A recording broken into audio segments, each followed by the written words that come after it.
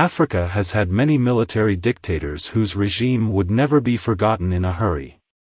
Many of them ruled like emperors who never cared what they people thought about them.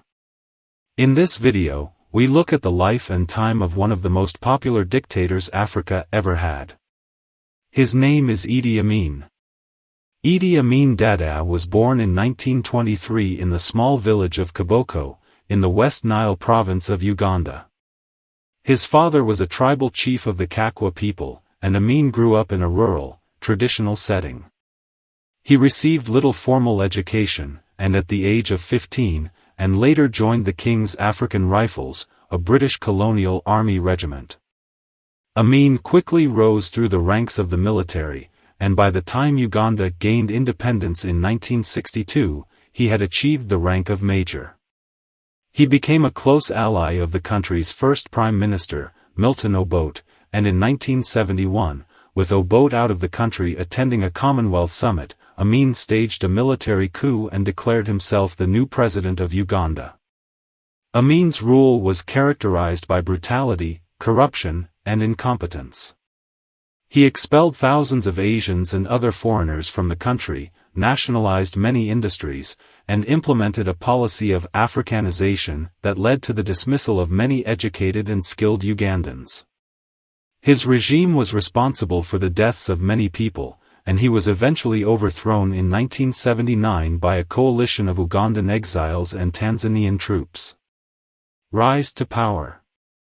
On January 25, 1971, Amin led a group of soldiers in a coup against Obote's government, which was marked by violence and bloodshed. He declared himself president and dissolved the parliament and other government institutions. Amin established a military regime that was marked by brutality, corruption, and human rights abuses. During his time in power, Amin became known for his erratic behavior and unpredictable actions. Uganda's Asian population became his enemy as he confiscated their property and handed it over to his supporters. He also became involved in regional conflicts, including the war with Tanzania, which ultimately led to his downfall. Amin's rule was marked by a reign of terror, shock and condemnations from the international community. His regime was also characterized by economic mismanagement, which led to the collapse of the country's economy. How he planned the coup against President Milton Obote. Idi Amin, a Ugandan military officer, overthrew the government of President Milton Obote in a military coup on January 25, 1971. He took advantage of his closeness to President Obote as his chief of staff to achieve his selfish ambition. His relationship with Obote began to deteriorate as Amin became increasingly ambitious and began to feel marginalized by Obote's government. On the day of the coup, Amin and a group of soldiers loyal to him seized control of key government buildings and military installations in Kampala, the Ugandan capital. They quickly overpowered the small contingent of soldiers loyal to Obote and declared Amin as the new president of Uganda. Obote was out of the country at the time of the coup, attending a Commonwealth Heads of Government meeting in Singapore. When he learned of the coup, he tried to return to Uganda but was prevented from doing so by neighboring countries, which refused to allow his plane to land. Amin initially promised to restore democracy and hold elections, but he quickly established a dictatorship characterized by brutality, corruption, and human rights abuses. His regime was responsible for the deaths of tens of thousands of Ugandans, including political opponents, intellectuals, and members of ethnic groups that he perceived as threats to his regime. Domestic policies and actions. During his time in power, he implemented a number of domestic policies and actions that had a significant impact on the country and its people. Some of these policies and actions include: expulsion of Asians. In 1972, Amin ordered the expulsion of Uganda's Asian population, which was predominantly of Indian and Pakistani origin. This action resulted in the forced deportation of approximately 80,000 people and the confiscation of their property and businesses. Nationalization of industry. He nationalized several industries in Uganda, including banking, insurance, and manufacturing. This policy was intended to promote economic development and reduce foreign influence in the country.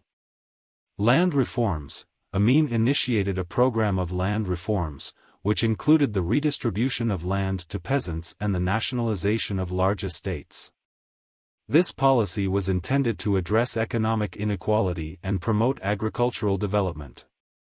Promotion of Islam. Amin was a Muslim and he promoted the religion during his time in power. He built mosques, established Islamic schools, and encouraged the conversion of non-Muslims to Islam. Political repression. Amin's regime was characterized by political repression, with the government engaging in arbitrary arrests, torture, and extrajudicial killings of political opponents, journalists, and others who spoke strongly against the atrocities of the regime. Military expansion. Amin increased the size and power of Uganda's military during his time in power. He also engaged in several military campaigns, including an invasion of Tanzania in 1978, which ultimately resulted in his downfall. Human rights abuses. Idi Amin's regime was characterized by widespread human rights abuses. During his time in power, the government engaged in arbitrary arrests, torture, killings, intimidation of opposition voices. The following are some examples of the human rights abuses that occurred during Amin's rule. Targeting of religious minorities. Amin's regime targeted religious minorities, particularly Christians, as many churches were closed or destroyed. Amin himself was a Muslim and he promoted Islam during his time in power, which led to tension and conflict with Uganda's Christian population. Torture and extrajudicial killings. Amin's security forces were responsible for the torture and killing of thousands of Ugandans, including political opponents, journalists, and other perceived enemies of the regime. Many of these killings were carried out in secret detention centers, where prisoners were subjected to brutal interrogation methods, including electric shocks and beatings. Censorship of the media. Amin's regime tightly controlled the media and censored news reports that were critical of the government. Journalists who spoke out against the regime were often arrested, tortured, or killed. Suppression of political opposition. He banned all political parties except for his own and used violence and intimidation to suppress any opposition to his rule. Members of opposition parties were often arrested, tortured, or killed, and their families were frequently targeted as well. Relations with neighboring countries. Idi Amin's relations with neighboring countries during his time as the president of Uganda were often characterized by tension, hostility, and occasional military conflicts. Uganda's relationship with Tanzania was particularly strained. In 1972, Amin ordered the expulsion of over 50,000 ethnic Indians, who were mainly involved in trade and commerce, from Uganda. This move greatly damaged the country's economy and led to a sharp decline in diplomatic relations with India and Tanzania, who were seen as supporting the Indian community. In 1978, Amin invaded Tanzania, hoping to annex its Kagera region, but was repelled by a joint force of Tanzanian and Ugandan exiles supported by the Ugandan army. This event led to the fall of Amin's regime in 1979. Amin also had tense relations with Kenya, which accused him of supporting separatist movements in its northern region. This led to a series of border skirmishes in 1975 and 1976, with both sides accusing each other of incursions into their respective territories. Amin's relations with Sudan were also complicated. In 1972, Uganda signed the Lions and Gazelles agreement with Sudan, which aimed to improve economic and political relations between the two countries. However, relations deteriorated in 1976 when Amin ordered the invasion of southern Sudan in support of separatist rebels. Sudan responded by arming and supporting Ugandan exiles who were opposed to Amin's regime. Support for Palestinian and Arab causes. Idi Amin, the former president of Uganda, was known for his vocal support of Palestinian and Arab causes during his tenure from 1971 to 1979. Amin declared himself a champion of the Palestinian cause, referring to Israel as an imperialist outpost and an enemy of Africa. He showed his opposition to Israel by expelling the Israeli ambassador and embassy staff from Uganda in 1972. Thereafter, he established diplomatic relations with the Palestine Liberation Organization, PLO, and granted the organization's leader, Yasser Arafat, a red carpet welcome in Kampala.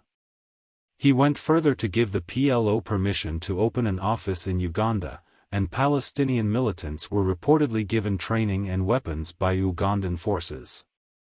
Amin's support for the Palestinian cause was driven in part by his desire to gain support from Arab nations, who were significant players in the global oil market at the time. He saw his support for Palestine as a means to build relationships with Arab nations and bolster Uganda's international standing.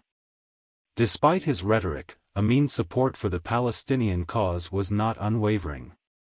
In 1976, he publicly criticized the PLO for supporting a Syrian-backed faction in Lebanon, which he saw as detrimental to Palestinian interests. Downfall and exile. Idi Amin's downfall began in 1978 when he invaded Tanzania, which led to the fall of his regime the following year. The invasion was a result of long-standing tensions between Uganda and Tanzania, and Amin believed that Tanzania was supporting Ugandan rebels who were seeking to overthrow him. Tanzania retaliated with a counterattack, which quickly turned into a full-scale invasion of Uganda. The Tanzanian forces, along with Ugandan exiles, were able to capture Kampala, the capital of Uganda, in April 1979. Amin fled the country, and his regime was overthrown. He went into exile in Libya and then in Saudi Arabia, where he lived for the rest of his life. He was granted asylum by the Saudi government, which had supported him during his regime, and he spent his years in exile largely isolated from the outside world. Legacy. To many Ugandans, the former dictator's legacy is one of brutality, human rights abuses, and political instability. During his 8-year reign in Uganda, he was responsible for the deaths of an estimated 300,000 people, and many more were tortured and imprisoned and murdered. His regime was marked by corruption, economic mismanagement, and political repression. He suppressed political opposition and dissent, often using torture and extrajudicial killings to silence his critics. His regime was also characterized by a cult of personality, with Amin often referring to himself as the conqueror of the British Empire and lord of all the beasts of the earth and fishes of the sea. Amin's support for Palestinian and Arab causes earned him some international attention, but his legacy remains one of infamy and terror.